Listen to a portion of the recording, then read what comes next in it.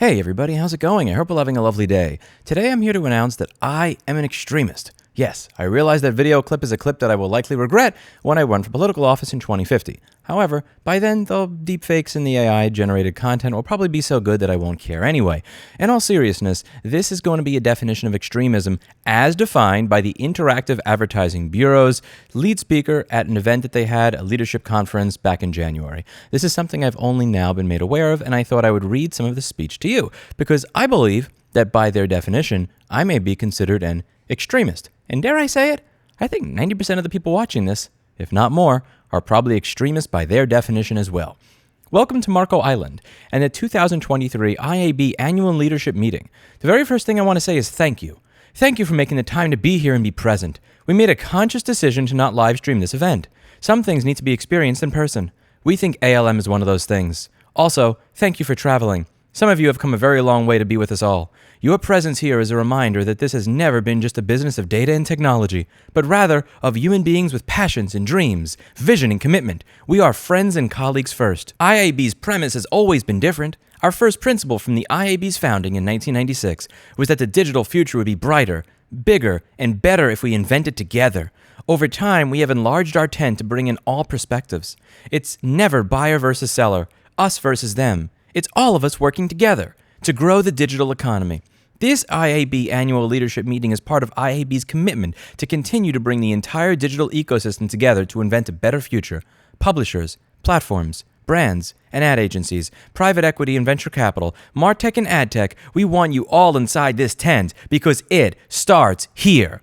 There are people in this room, myself included, who began their careers when television meant broadcast, and 3 networks commanded 80% of all viewership in prime time.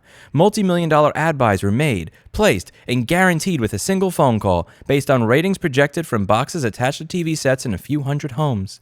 Everything changed in 1994. One can really go so far as to say it started there, literally. Almost 30 years ago, an AT&T ad on hotwire.com, the first internet ad in history, had a 44% click-through rate. Not 4.4%, or not 0.44%.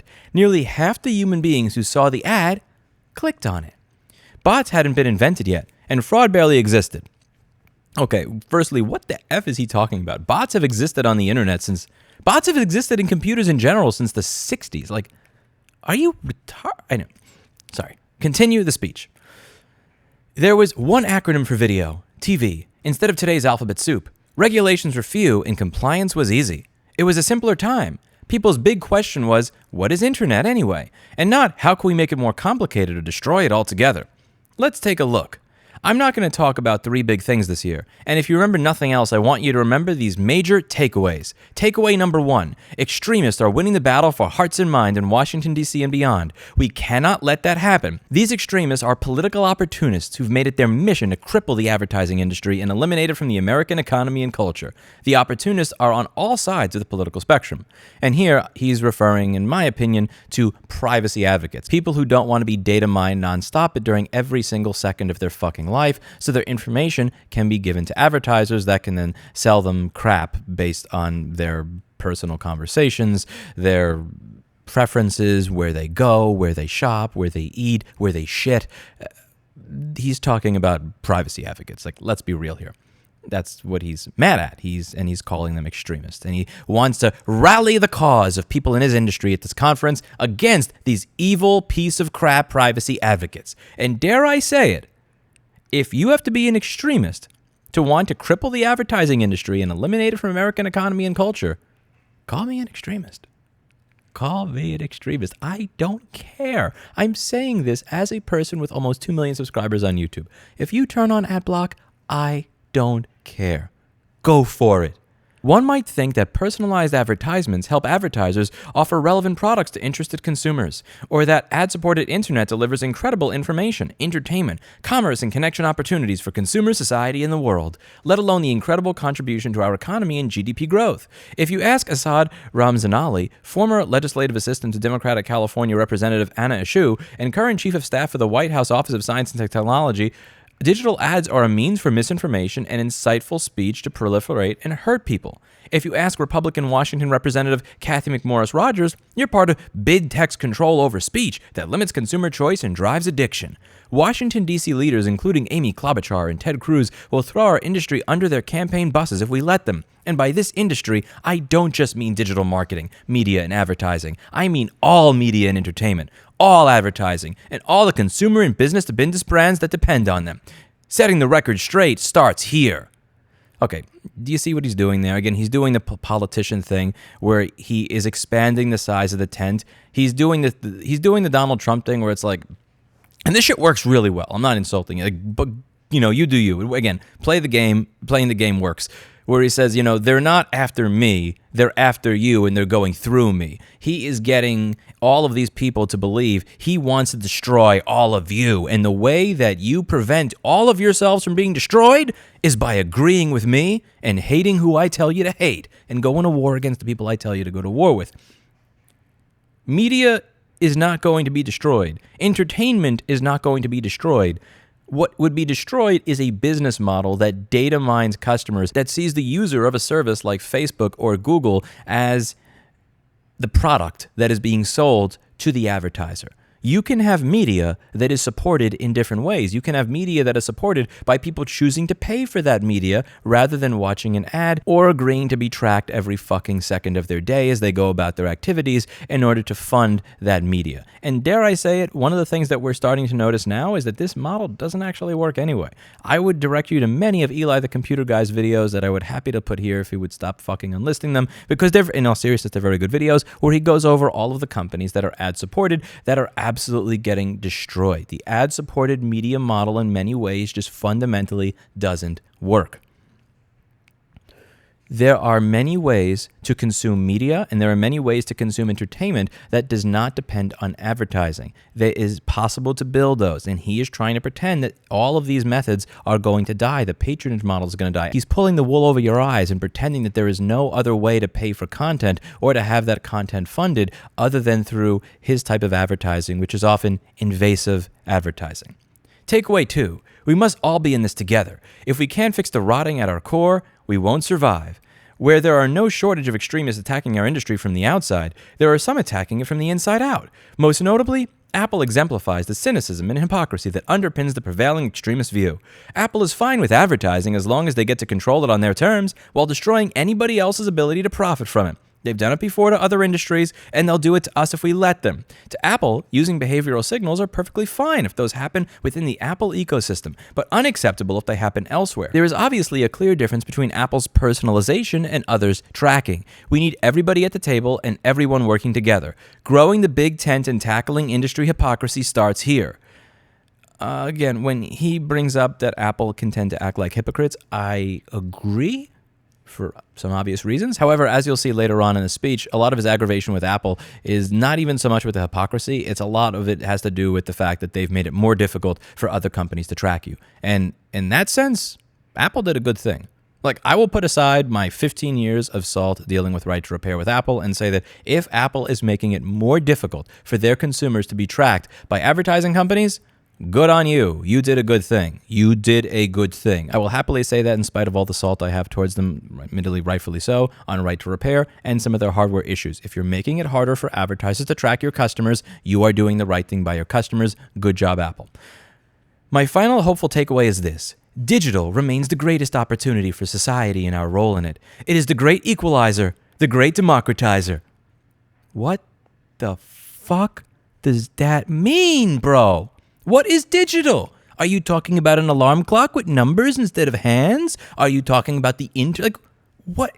It's one of those vague statements that somebody says when they're getting paid $10,000 to give a speech and they need to say something that sounds cool. Digital remains the greatest opportunity for society and our role in it. It is the great equalizer, the great democratizer. Yay! What the fuck is this?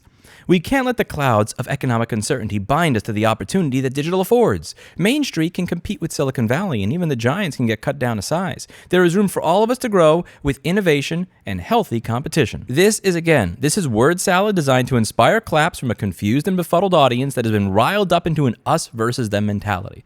That is why he does not open with this statement, because this is a bullshit feel-good statement that means nothing. It is a worthless platitude. He has the worthless platitude that is supposed to make you feel good after he shows you who to hate. And after he gets all these people from these different industries to feel like they all have a self-interest in hating the same group of people. Privacy advocates, people that don't want to be tracked every second of the day, that might just have a couple of legitimate reasons to not want to watch your fucking ads. Tech's incredible 20-plus years of galloping growth, fueled by so much easy money, has run into the Fed raising interest rates to fight inflation. For the first time since the turn of the millennium dot-com bust, there are at-scale layoffs and folks are hunkering down for uncertainty over the coming months. I've always been this industry's biggest cheerleader, built on a healthy dose of curiosity and some skepticism. I believe a wave of creative destruction is heading our way and is necessarily corrective. I have always been this industry's biggest cheerleader, built on a healthy dose of curiosity and some skepticism. I believe a wave of creative destruction is heading our way and is a necessary corrective. This will ultimately be positive for our industry. The industry still has room for innovation and competition. It's time to accelerate change instead of fighting it, and that starts here. So let's take each of these one by one. We can start with the political extremists focusing on making big tech their sworn enemy. Make no mistake, a great deal of the legislative and regulatory actions being taken are aimed at our industry, not just at big tech. The FTC, led by Chairwoman Lina Khan, has claimed that digital advertising business models are premised on or incentivize persistent tracking and surveillance. As the CEO of IAB, I have the opportunity to talk with all sides of the ecosystem daily. As I stand here, I think there may be some of you in the audience today that are okay, do you see what happened there? Do you see what happened there? Because I want you to be aware of this shit when it happens when a politician is giving a speech that you want to clap at, or when you're at a political rally. Do you see what he did? He said, the FTC, led by Chairwoman Lina Khan, has claimed that digital advertising business models are premised on or incentivize persistent tracking and surveillance. And he put it in quotes. He's saying it as if the statement in and of itself should inspire ridicule because it's ridiculous. He is inviting the audience to laugh at the fact that that statement is ridiculous, and he doesn't actually provide any citations for why she's fucking wrong. She's not wrong. That is correct. That is right. He doesn't say, they said this, here's all the reasons they're wrong. He says it, he gets you riled up, all the riling up. He's like, focused on making you your sworn enemy. Make no mistake, a great deal of the legislative and regulatory actions are being aimed at our industry, not just at big tech. The FTC, led by Chairwoman Lina Khan, has claimed that digital advertising business models are premised on or incentivize persistent tracking and surveillance. And then he moves on. He says it, with no citations, just expects you to believe that that's a ridiculous thing and this is crazy and you should really, really be angry at the fact that she said that without ever acknowledging that what she said is actually true. Like the average person watching this YouTube channel, dare I say it, the average person in America would probably hear Lina Khan say that, and if her name was stripped from it so that there's no political salt attached, would go, yeah, that sounds true. As the CEO of IAB, I have the opportunity to talk with all sides of the ecosystem daily. As I stand here, I think there may be some of you in the audience today that are okay with big tech getting knocked down a peg or two. I'm here to tell you, the legislators in Washington are not thinking through the unintended consequences of their actions. In their haste to punish the biggest players, they will decimate the free and open internet that we all support.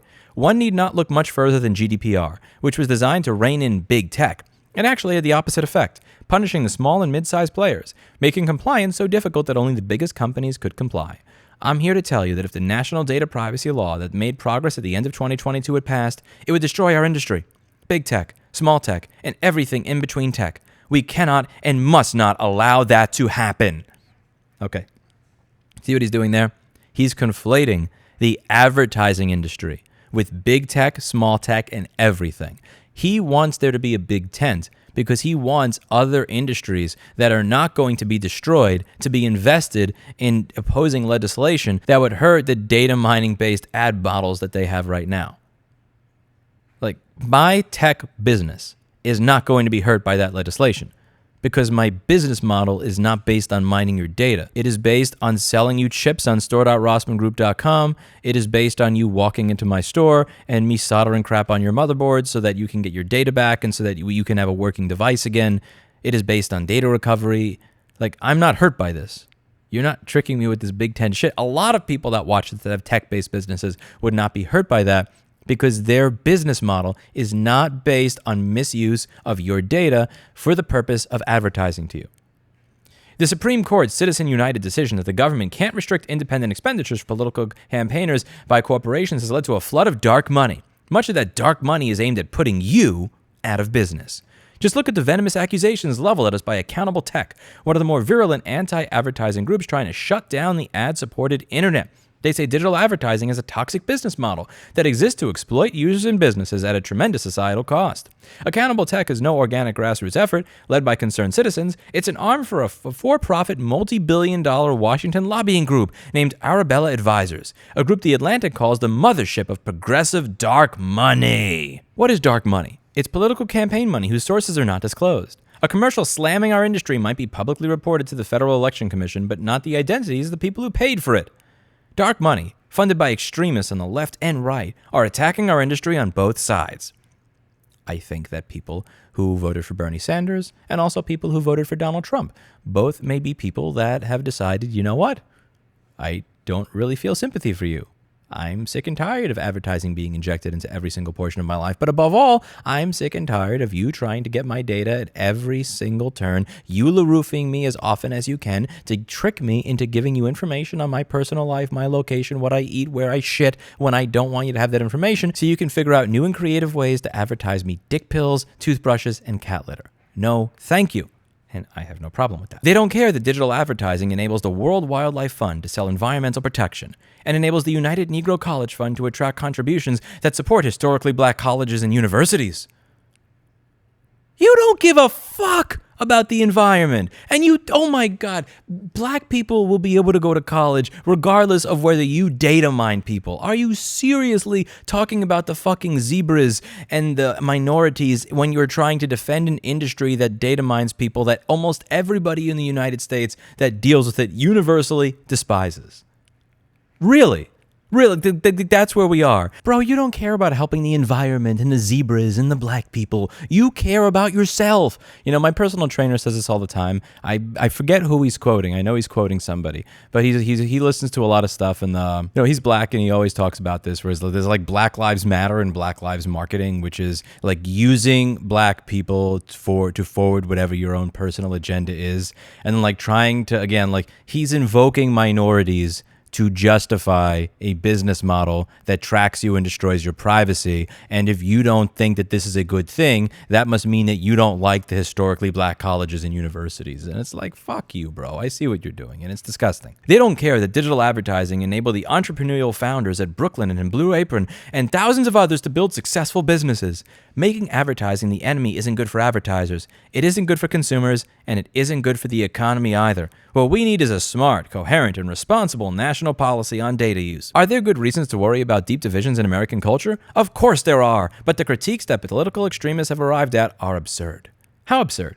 Listen to the words of Harvard sociologist Shoshana Zuboff, who invented the inflammatory term surveillance capitalism. Zuboff writes that digital advertising violates the inner sanctum as machines and their algorithms decide the meaning of my breath and my eyes, my jaw muscles, the hitch in my voice, and the exclamation points that I offer in innocence and hope. It is no longer enough to automate information flows about us. The goal now is to automate us. Okay, admit it. You know what? I'll give him a point there. He says, it's time to call out this dystopian nonsense for what it is, insane. Okay, I imagine the idea there is that companies that are looking to increase their revenues by constantly surveilling you and figuring out new ways to advertise to you as a result of surveilling you. Point taken. Does she say it in a way that's a little wacky? Yeah, she does. Do I probably vote for all the same people and policies she does? Something tells me no. But again, the point here is to paint people who care about privacy in the worst light possible. And yeah, you got me. Okay, that's a silly quote. There are a lot of people that care about their privacy that don't talk like that. As David Ogilvy put it almost a half century ago, the customer is not a moron. She's your wife or your husband. That doesn't mean they're not a moron, but anyway. They know advertising pays for their free email and free access to news and entertainment. 93% of users globally have bought products online. In Deloitte's 2022 Digital Media Trends Survey, 2/3 of respondents said they're comfortable watching ads to eliminate or reduce subscription costs, and that given a choice, they prefer ad-supported options for watching streaming video services. Washington should not take this choice away from consumers who clearly want it. Okay, you can show people ads without constantly tracking them, and that's the point that he doesn't get. You can show ads while simultaneously having privacy-protecting legislation. Dude actually has one point here. He's right. Advertising makes these products free. It's time for us to stand up and say that we are willing to pay for our services, for our content, and for our software. As long as we express that we are not willing to pay, we want our content to be free. We want our services to be free. We want our email system to be free. We want our software to all cost $0 all the time. There will be a demand for people like this gentleman to call privacy advocates extremists and continue to push up an industry that seeks to profit off of your personal data and your privacy being lost at every single turn. Point taken. I haven't looked at that survey's methodology, but honestly, I'm inclined to believe it. It's on us to send the message that we are willing to pay. I would rather pay $3 a month for an email service. I'd rather pay $20 for this piece of software than get it for free and be advertised to and tracked all the time.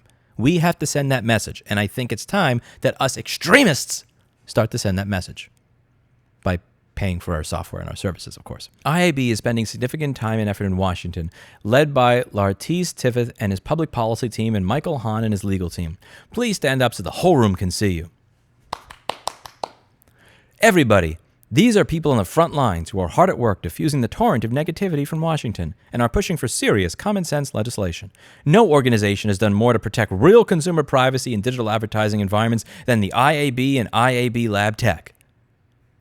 You know what? I'm just going to throw this out there, and you can criticize me for not providing a citation and for it being a feeling and an opinion. I'm just going to throw out there that I don't believe that people who represent the advertising industry have done the most to protect consumer privacy. I'm just going to throw out there that an industry that makes their money off of learning as much about me as possible, however possible, does not have my real privacy in mind, is not as concerned about protecting my privacy as people that I may actually pay to protect my privacy, or myself, or my family, or dare I say it, even a politician that shares my concern. No, you don't. I don't believe you. Starting with DAA, created over a decade ago to prove that the industry was capable of self-regulation, a Privacy for America, which brought together all the major trade associations to the same policy table, no organization has done more to protect real consumer privacy. How many of you believe that? Like in your heart of hearts, like somebody that's developing LibreWolf browser or Firefox, like they haven't done more to protect consumer privacy than the Interactive Advertising Bureau? Like, really? Like, a developer of Graphene OS has not done more to protect consumer privacy than the Interactive Advertising Bureau? Like, just... Our latest joint initiative, IAB Privacy's Multi-State Privacy Agreement, provides an updated contractual framework to ensure privacy compliance across new state privacy laws.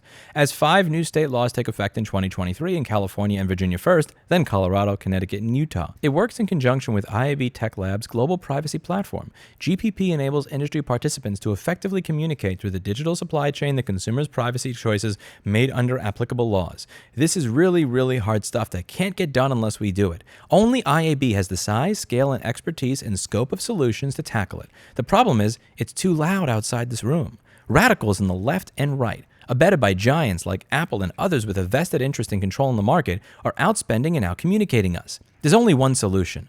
We have to tell the story of the good we have created for everyone everywhere, and we have to do everything in our power to make sure that message is seen and heard. It's really up to us. IAB has an initiative to tell that story, and it's called Internet for Growth. It highlights the transformative role the advertising-supported internet plays in empowering America's small businesses and helping entrepreneurs bring their ideas to life. As always, the entrepreneurs pouring their energies into building successful businesses say it best. We will hear from a few of them that are with us at ALM during breakouts later today. To underscore my point, the internet economy grew 7 times faster than the total U.S. economy and created over 7 million jobs in the last 4 years. It is the engine of America's future, and the open ad-supported internet is the fuel that makes it run. We have to take on the extremists if we want it to survive. To underscore my point, the internet economy grew 7 times faster than the total U.S. economy and created over 7 million jobs in the last 4 years. It is the engine of America's future, and the open ad-supported internet is the fuel that makes it run. We have to take on the extremists if we want to survive. But there are also enemies within, and that starts with Apple. After years of failing to build a significant market for ads in Apple Music and Apple TV and on the iPhone, Apple has decided the next best thing is to stop anyone else from making money in advertising. That's why they are the poison apple. You couldn't come up with a better line than that. Apple's app tracking transparency vaporized an estimated $9.85 billion of revenues for Facebook, Twitter, YouTube, and Snap, according to the Financial Times. I'm sorry, am I an extremist for thinking that that's not a good thing? That's a good thing. If Facebook, Twitter, YouTube, and Snap make less money as a result of not being able to track me because Apple did something that actually protected their consumers, good job, Apple. Yes, as biased as I can be, as anti-Apple as I can be, good. Apple protected their customers. I have no problem with that. What's more, IAB estimates that Apple single-handedly wiped out another $6.5 billion in revenues for publishers on the open web. Apple has dealt a cruel blow to the millions of companies created off the backbone of the open internet, including thousands of small businesses and millions of income-earning creators. Apple is anti-advertising in public. With sales of iPhones stagnating, privately, Apple is pitching ads to everybody on Madison Avenue. Apple aims to let them expand their advertising business while rewriting the rulebook so the rest of the industry can compete. Okay, again, that's believable. The idea that Apple would be hypocritical, yes, believable. The idea that Apple would protect their users over here while simultaneously seek to profit off ads over there, it's kind of believable. But, again, just because they are hypocrites doesn't mean that I'm going to be sad that they have again, rather than having 5 people abuse you, you have one person that's semi-abusing you. Again, obviously, I would prefer 0, but if Twitter and Facebook and YouTube and Snap are less able to track you as a result of what Apple did, I think that is a net positive. Good. Do more of that. Apple will try to smother the advertising industry, just like what they did to the recorded music industry. We can't sit back and watch that. Okay, you know what? Fuck you. No. Apple did not smother the music industry. Apple gave people what they wanted, the ability to buy single songs legally without it being a pain in the ass. You know what the music industry was smothered by? Its own inability to adapt to the internet, and Hillary Rosen's corrupt desire to milk $3,000 settlements out of people that downloaded M&M's Without Me on Kazaa back in 2002, rather than give consumers an option to purchase that song in a manner that made sense legally. F you for invoking Hillary Rosen, and F you for blaming the wrong person. Apple did not destroy the music industry. The music industry destroyed itself by not adapting to the internet and actively attacking their customer base at every single turn rather than working with them. The music industry destroyed the music industry, not the internet, not Apple. Early in my tenure at IAB, working alongside A&A, 4A's and others, the industry brought Apple to the table to discuss AT&T before it was rolled out. They walked away early in the process and haven't been back to the table since. A big tent necessitates all players coming together, hearing each other's perspectives and working collaboratively. The invitation to collaborate with the industry still stands, Apple. The final big takeaway is about digital as the great equalizer, the great democratizer, which is leading to a creative destruction. Again, what is digital? What is the great... This is wankery. Last July, Axios proclaimed the end of the social networking era. Clickbait? Maybe. But there's no doubt that social networks are morphing into something more like a new kind of TV, with new kinds of stars. The creator economy is challenging the nearly 100-year-old hegemony of a Hollywood economy. The Hollywood economy is what we call the ecosystem of large studios, large television networks, the largest brands that have dominated their advertising for 70 years, the large agencies that work for those brands, and the large craft unions that help create their entertainment. The 200 largest U.S. brands have accounted for 86% of network television advertising, according to analyst Brian Weiser. The creator economy is the alternate universe of stars that are born and thrive on YouTube and TikTok, Snapchat, Instagram, and the open web. The creator economy democratizes access for individuals, and small brands that couldn't afford network television, can now compete with the big brands on new turf under new terms. The undeniable power of the creator economy means the Hollywood economy will have to adapt, and as Darwin has taught us, adaptation is central to the survival of the species. The creator economy has proven, among other things, that the limited formats and mass market orientation of the Hollywood economy seems increasingly dated in a world of infinite segmentation. So how should everyone adapt?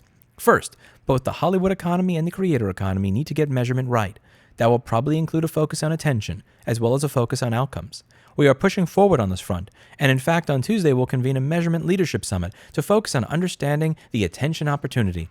Second, you've got to be open to new kinds of talent. In the Hollywood economy, Charli D'Amelio would be just one more kid in a casting studio full of hundreds just like her. The creator economy, she's a Forbes Top 50 creator. Her family now owns a consumer product company, D'Amelio Brands, valued at $100 million as a pre-revenue, pre-employee, and pre-product company.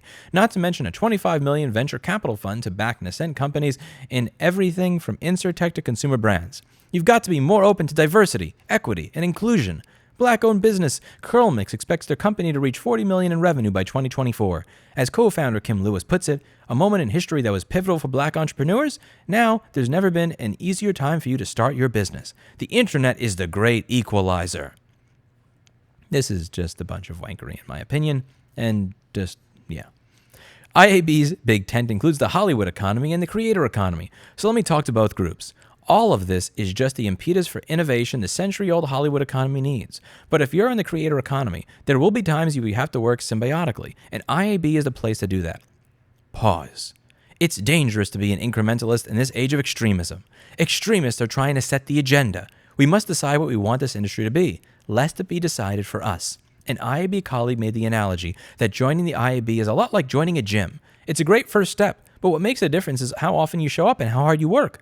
When you put in is what you get out. It's time for all of us to rally together, join hands and work collaboratively. So in the immortal words of James Brown, I will close by urging you to get up, get into it, and get involved. This is not a spectator sport, and we need your voice, your passion, your support, your grit, and your determination. We are still building on what we started nearly 30 years ago with the first ad on hotwire.com. I'm incredibly excited about the road ahead. You should be too. We are at the right place at the right time. It starts here. I agree with him on the last line. It does start here. It starts with people like us agreeing that we would rather pay for our services, pay for our content, pay for our entertainment, and pay for our software rather than buy ad-supported shit. It starts with ensuring that every single turn we are using services that block as many ads as possible and block as many trackers as possible. If you're using Firefox with privacy protection turned on, if you're using something like LibreWolf that includes all that, and the cookie siloing and stuff like that, good on you. Hell, if you have a browser with cookies turned off and you only use a different instance of LibreWolf for each of the websites that you use where you log in, if you're open to using operating systems on your mobile phone that strip away as many of Google Play services as possible, you are moving in the right direction. If you are open to paying for what you consume rather than being the product, people like this will be defeated. By his definition, I'm an extremist. If caring about your privacy and paying for the content, services, and products you consume rather than becoming the product yourself makes you an extremist, I would suggest that every single person watching this video become an extremist in 2023. That's it for today, and as always, I hope you learned something. I'll see you all in the next video. Bye now.